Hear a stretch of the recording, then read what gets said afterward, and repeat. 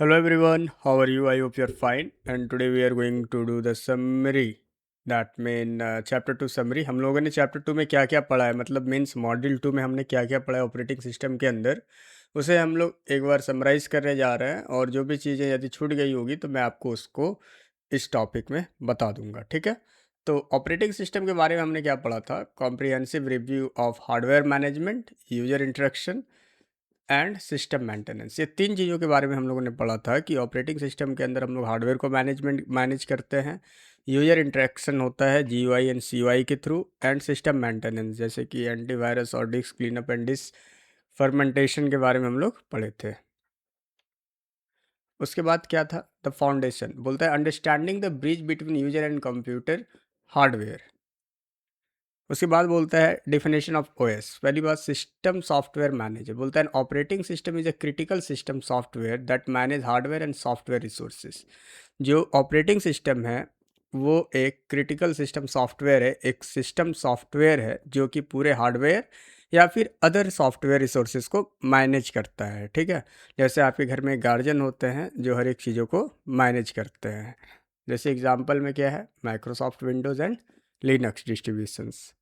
उसके बाद है हमारे पास ऑपरेटिंग सिस्टम का फंक्शन फाइल मैनेजमेंट। वैसे भी मैं आज स्कूल में बच्चे से ऑरल पूछ रहा था तो मैंने उससे पूछा था what are the functions of operating system, तो उसमें बहुत लोगों ने कहा था फाइल मैनेजमेंट। फाइल मैनेजमेंट में क्या होता है? हम लोग ऑर्गेनाइज करते हैं उसको डेटा स्ट्रक्चर सेफली। तो ऑर्गेनाइज डेटा स्ट्रक्चर सेफली मतलब हम लोग अपने जो डेटा है, जो भी फाइल्स एंड फोल्डर्स है, उसको अच्छे से मैनेज करते हैं, उसको अच्छे से अरेंज करके अपने सिस्टम के अंदर रखते हैं। दूसरा, memory allocating system RAM efficiently, मतलब जो ऑपरेटिंग सिस्टम है वो ये डिसाइड करता है कि किसको कितना रैम चाहिए, कितना में काम करेगा। यदि उसका काम नहीं है तो उसको मेमोरी से बाहर करना, क्योंकि मेमोरी में ज़्यादा लोड ना रहे। उसके बाद सिक्योरिटी मतलब protecting data from unauthorize access. मैट मीन आप हम लोग एंटीवायरस यूज करते हैं, क्यों करते हैं? क्योंकि वो हमारे सिस्टम को मैनेज करता है, वो हमारे सिस्टम को प्रोटेक्ट करता है अनऑथराइज एक्सेस से। जैसे कि कोई भी लिंक पे क्लिक ना करना, चाहे किसी अदर वेबसाइट पे जाना जो कि सिक्योर नहीं है। उसके बाद द यूजर इंटरेक्शन बोलता है इंटरेक्शन डिज़ाइन। जैसे हम लोग जीयूआई के बारे में पढ़े और सीयूआई के बारे में पढ़े थे, और सीएलआई दोनों से बात सेम है। कमांड लाइन यूजर इंटरफेस या फिर कमांड लाइन यूजर इंटरफेस, ठीक है।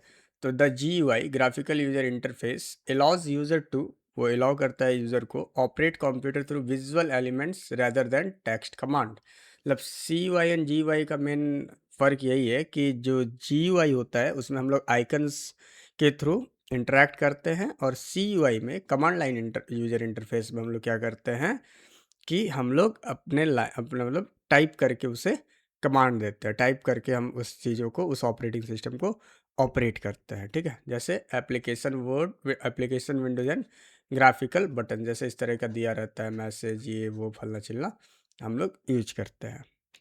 उसके बाद डेस्कटॉप एंड डायनामिक। डेस्कटॉप के बारे में हम लोग क्या क्या पढ़े थे? क्या क्या है? टास्क बार है जो कि हॉरिजॉन्टल बार होता है, use to access program and view system notification. दूसरा, icons graphical picture representation files folder and specific programmes.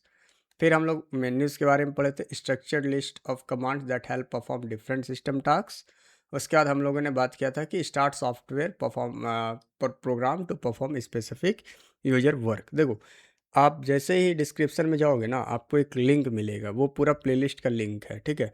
ये समरी है कि हम लोगों ने 2.0 से लेके 2.6 तक क्या क्या पढ़ा है, ठीक है। तो जो बच्चे पढ़े हैं, चाहे जो बच्चे को लास्ट मिनट रिवीजन करना है, वो इस वीडियो को आराम से देख सकते हो, उन्हें समझ में आएगा। और यदि आपको ये सब चीज़ों को डिटेल में जानना है तो आप उस प्लेलिस्ट को फॉलो कर लो, ठीक है।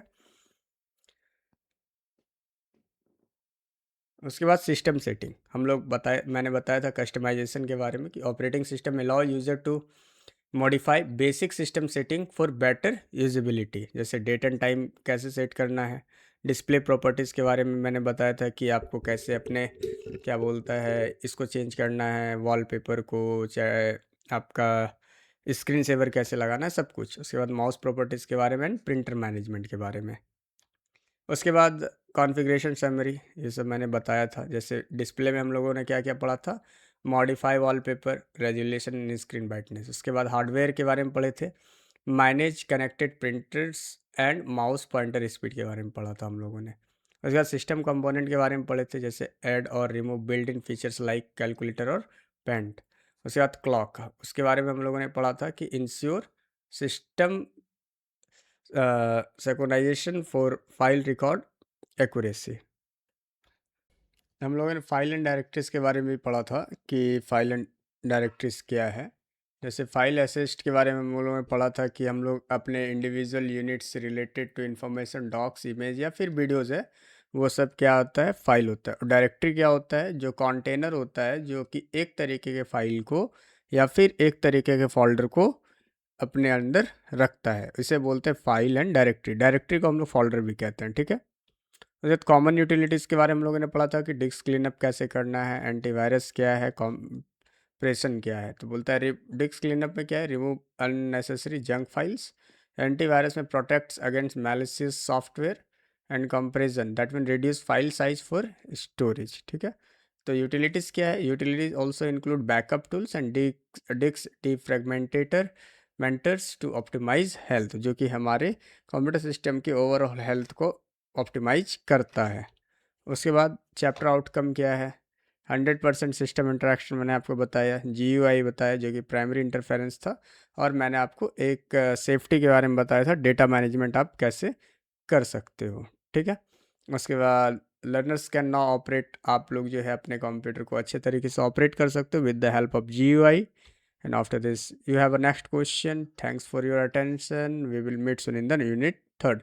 हम लोग यूनिट थर्ड में फिर से मिलेंगे, एंड यूनिट थर्ड शायद हमारा डॉक्स पे होगा, मतलब वर्ड प्रोसेसिंग प्रोसेसर पे होगा, और वर्ड प्रोसेसर हम लोग अच्छे से पढ़ेंगे। So thanks for watching. आप मुझे कमेंट कर सकते हो कि आपको मॉड्यूल 1 एंड मॉड्यूल 2 कैसा लगा, क्या आप किसी चीज़ को मिस कर रहे हो, क्या आप कोई टॉपिक को मिस कर रहे हो, तो आप नीचे कमेंट बॉक्स में बताओ, मैं ज़रूर एक इस पे वीडियो लेके आऊँगा। Thanks a lot, we will meet in the next lecture.